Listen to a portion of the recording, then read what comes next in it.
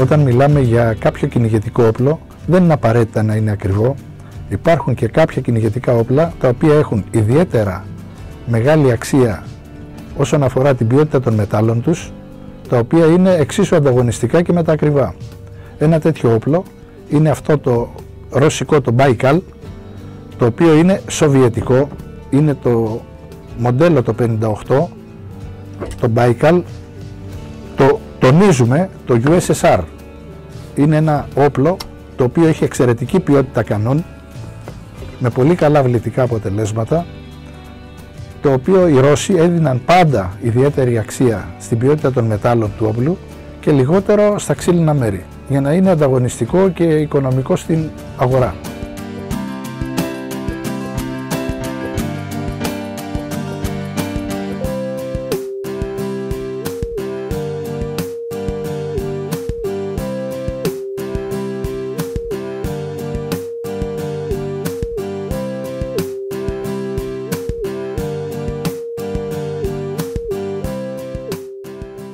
Το συγκεκριμένο όπλο είναι καινούριο, είναι το μοντέλο, όπως είπαμε, το 58, το USSR, το οποίο βγαίνει σε μήκος κανόν 68 και 71 εκατοστά με τσοκαρίσματα 1-3 και 2-4.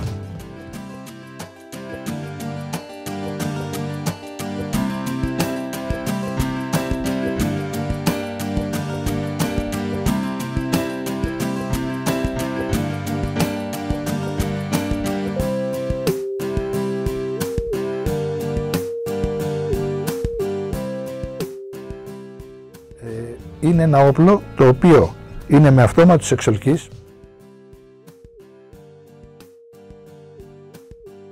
με πολύ καλή ποιότητα βαφής, κανόν και βάσης, και το οποίο το έχουν κυνηγήσει πολλές εκατοντάδες χιλιάδες κυνηγοί σε όλο τον κόσμο και αρκετές χιλιάδες Έλληνες.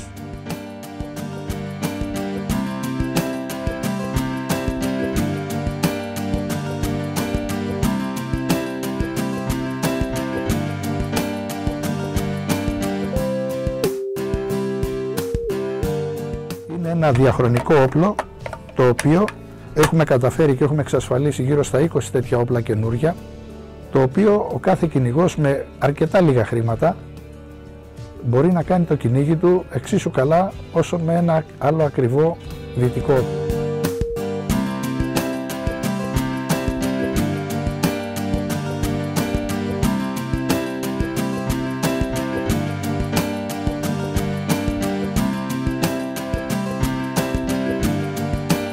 Το συγκεκριμένο όπλο είναι δισκάνδαλο, όπως είπαμε είναι με αυτόματους εξολκείς και είναι σε οικονομική τιμή, πάντα για καινούριο όπλο μιλάμε από 550 έως 600 ευρώ.